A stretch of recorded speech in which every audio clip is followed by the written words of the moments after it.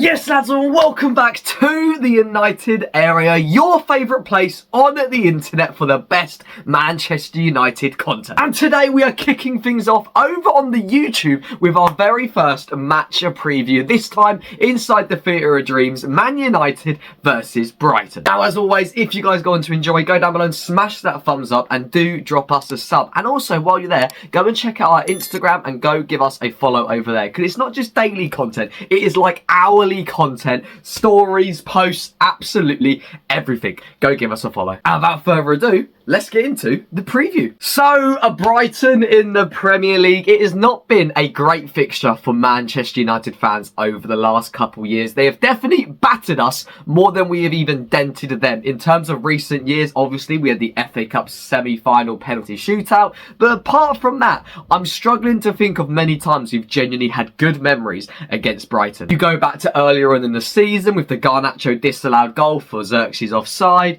You think about last year, they did the double over us, I'm pretty sure. Even going back to Erik ten Hag's first game in charge when we lost 2-1. The point is, Brighton are turning into a little bit of a bogey team for Manchester United, to the point where if we can scrape through like we did against Southampton last week, you're probably taking it. Although, to be fair, the position we are in 12th place, which granted is the highest you've been in quite a while, we are not in a position to pick and choose how and when we get our 3 points. The performance is important to start building momentum, but the main priority has got to be the result. If we play incredible football and we draw or lose, do you know what I mean? We've got to start getting points on the board, and I was a little bit worried watching the Southampton game that we weren't going to do that, but thankfully Super Amad Diallo picks up with a big 12-minute hat-trick, and to be honest with you, saves us. In terms of my prediction on how I reckon this game's going to go, Brighton are not going to be scared. They are not going to sit back. They are not going to come to Old Trafford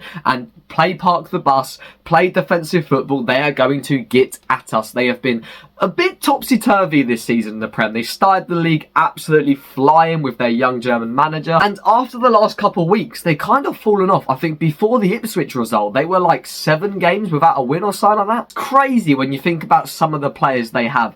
Brighton are such a prospect team where they got so many top young players and even some top experienced players who are just not playing at their level at the moment.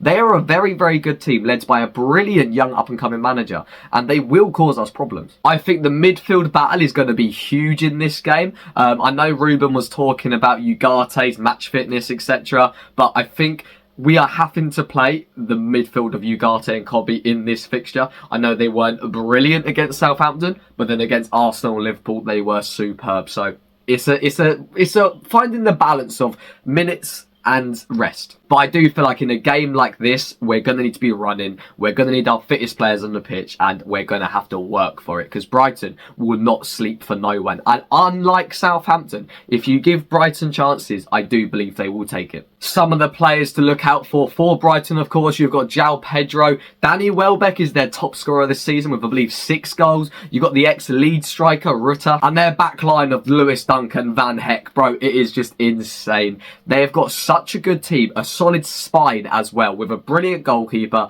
They are actually a very, very top mid-table to Europa League level team, and if they can just get a consistent form, they can definitely challenge for the top 8. This is definitely going to be a back and forth game, almost like a table tennis game, and that is what we cannot afford to happen. If it gets table tennisy, we might be able to score a goal or two on the counter, but Brighton will do us over. I think we've got to try and dictate the game, not slow it down parking the bus, but just stay on the ball.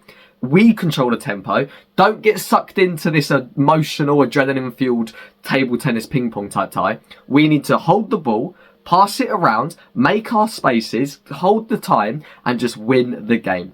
It's going to be a challenge, but I think we can do it. In terms of the predicted 11 I'm throwing out there, I reckon it's going to be an interesting one compared to Southampton. I do think Onana stays in goal. I know he didn't have the greatest game against Southampton. Some people putting the Ugarte own goal down to Onana, which me, not being the greatest Onana supporter, thought was a little bit harsh. He made that decent double save, but I think Onana is pretty much guaranteed to be our league goalkeeper from here on out. In terms of the back 3/back 5, I think it pretty much chooses itself. At the right wing back position, I am going to say a Mazawawi. Left wing back position, I'm going to say a Diogo Dalot coming back into the team after his game suspension. And the back three has got to be Licha, De Ligt and Harry Maguire. I think Lenny Yoro is a young, up-and-coming, talented wonder kid. But that game against Southampton was not the one. They gave him a chance and he was getting rinsed. I know Southampton, that winger, had a great game, but Lenny Yoro looks like a fish out of water in that game. He's young, he's super talented, but that was not it. He is not ready to be consistently starting for Man United. In my opinion, he will be one day, but give the kid